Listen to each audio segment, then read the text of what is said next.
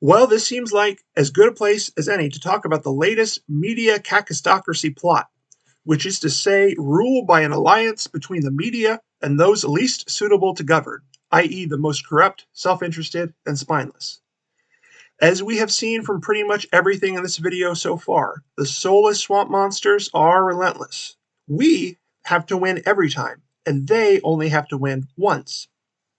Yet for us, winning means surviving their attacks, surviving long enough for a critical mass of people to wake up to the formulaic patterns of their lies and their true motivations, too large to ever be put back to sleep again. And for them, winning requires the total destruction of any public figure who simultaneously knows, has rapport with the regular people, and disobeys their orders. What this means is David, by his survival, has won every time. And yes, winners often also carry on them the scars of battle. The swamp, in its insatiable lust for power and ill-gotten gain, only becomes more frenzied and with frothing rage after each of its failures to destroy David once and for all. And underneath it all, fueled also by the fear that the failure to destroy him makes them feel, the fear of their dream of total power slipping out of their control at the hands of an organized people awoken to their ways. As we saw before with the failure of Expel Eastman 1.0, then came Expel Eastman 2.0, then 24 signers of a complaint, then the lawsuit against David in the Division of Elections after DOE ruled David eligible to run against that previous complaint, then the AK Purg and Scott Kendall backed petition for the legislator to expel him after losing the trial, then the firing of half his staff in an act of petty rage. So it should come as no surprise to anyone that they weren't about to stop there. The most recent play, along the very same lines as what has been done stretching back all the way to 2017, with the first dishonest and cowardly censuring, went a little something like this.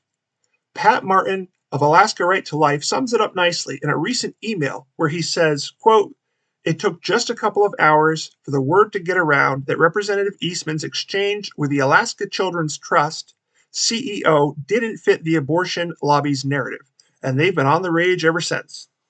In their efforts to hide the cozy relationship between the abortion lobby and the Children's Trust, they've been distributing heavily edited video that shifts the narrative from protecting children from abuse, and abortion is the worst form of abuse, to vilifying Eastman. The important thing to remember is that David Eastman is nothing special. He simply exposed the hypocrisy of an organization that claims to protect children but is heavily influenced by an industry that profits by killing babies before they are born." End quote. Indeed, well said, Pat. In this exchange, David made a very simple to understand analogy. Given the arguments for abortion are often phrased along the lines of, well, abortion is good because a child might grow up in an abusive household, or abortion is good because it saves young parents money or expenditures on education and social services.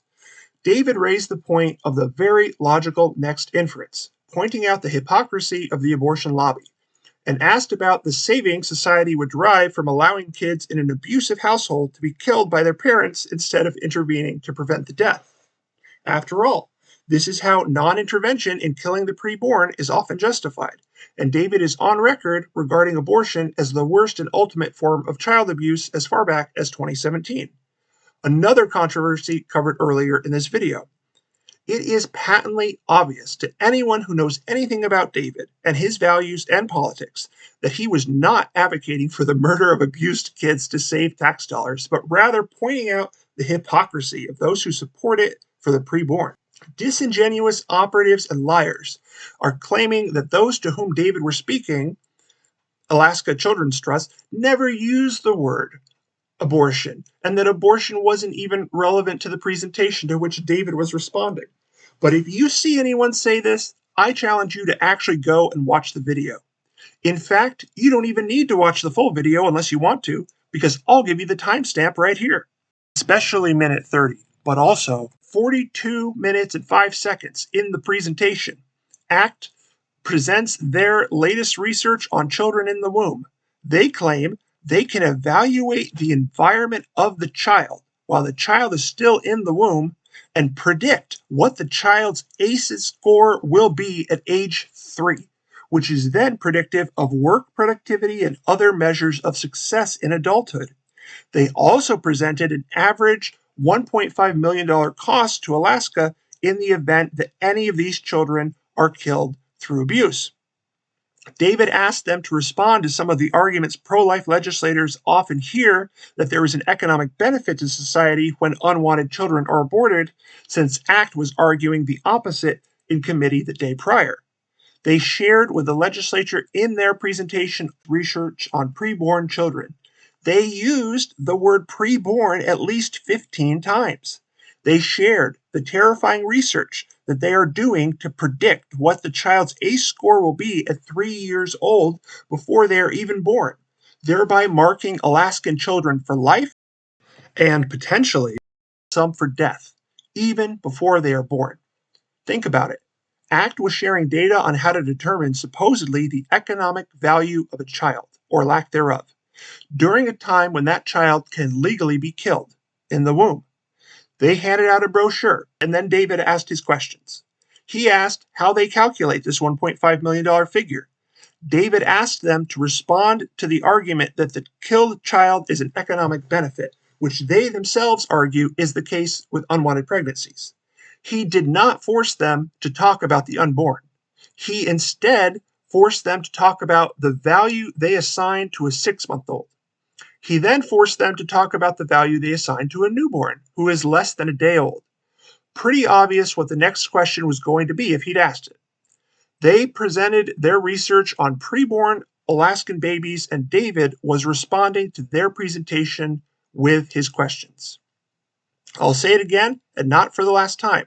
Review the video, and if you see what I'm saying here is true, as you will if you review the video, then you should be aware that every individual and media outlet trying to convince you of the slanderous take on this exchange is at best ignorantly spouting misinformation in order to convince you of a lie, and at worst, intentionally exerting effort to deceive you.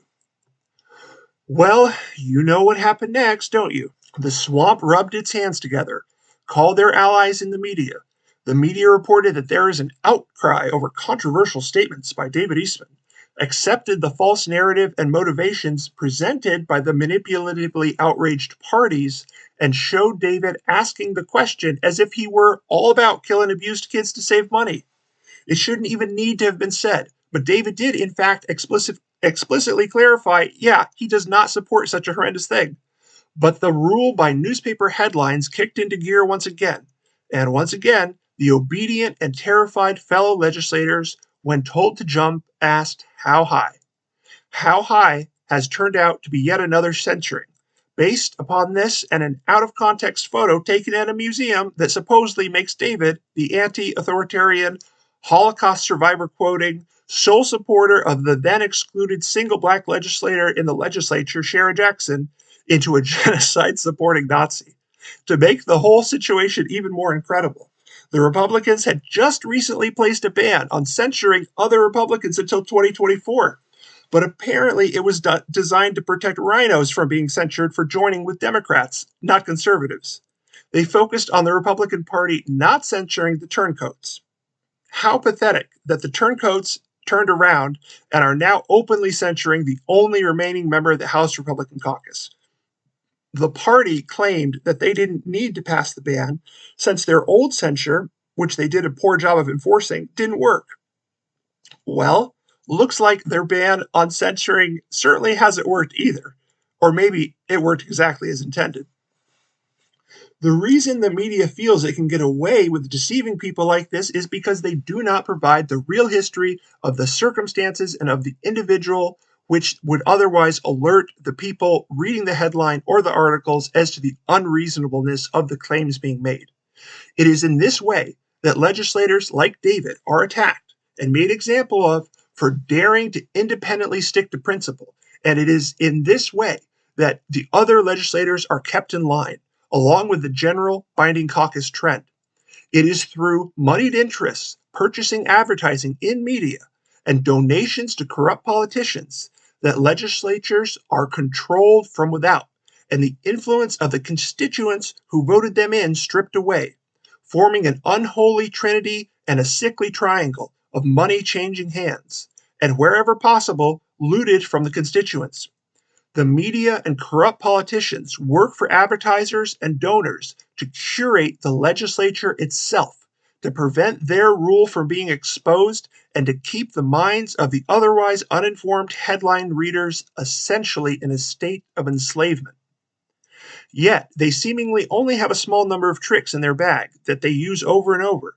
And the pattern with David is to give the guise of proof by citing something out of context, attach disingenuously stated false motivations and intent to his meaning, publicize that interpretation, and make it clear to the others that if they don't join in on the dogpiling, then they will be cast in the light of an Eastman supporter and will be the next to be targeted.